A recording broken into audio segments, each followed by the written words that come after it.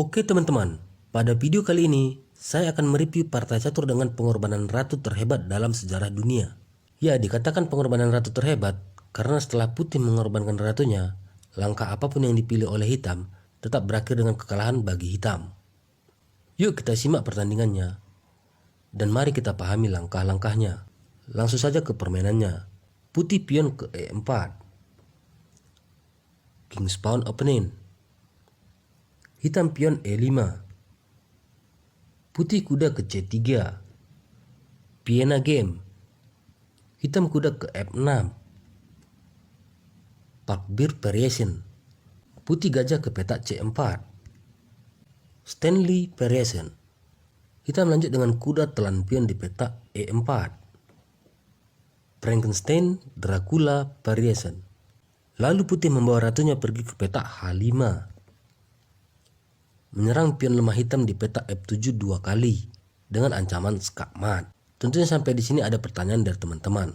Kenapa putih tidak telan kuda hitam saja? Kan kelihatannya gratis. Oke, mari kita analisis dan mundur satu langkah. Jika pada posisi ini putih memilih dengan kuda telan kuda di petak E4, maka putih akan balas dengan pion pergi ke petak D5. Serangan garpuan terhadap gajah putih dan kuda putih. Dan tentunya pada langkah berikutnya salah satu perwira putih akan hilang. Kita kembali ke permainan aslinya.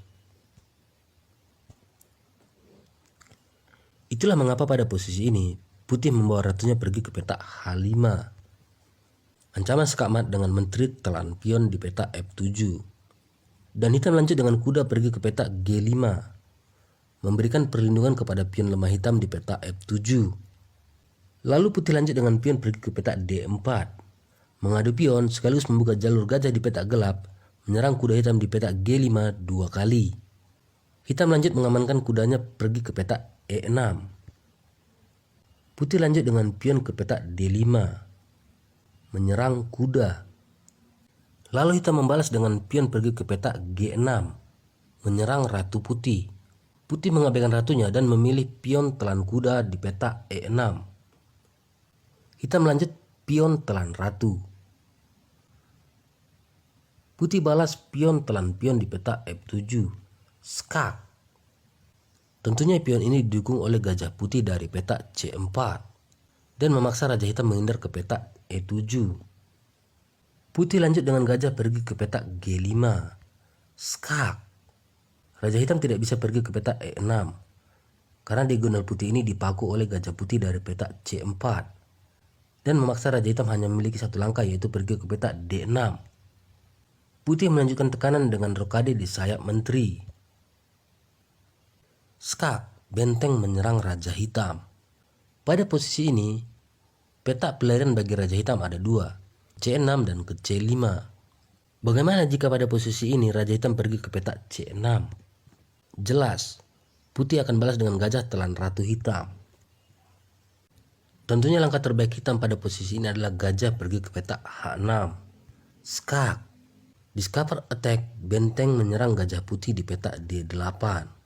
Putih mengamankan rajanya menghindar ke petak B1.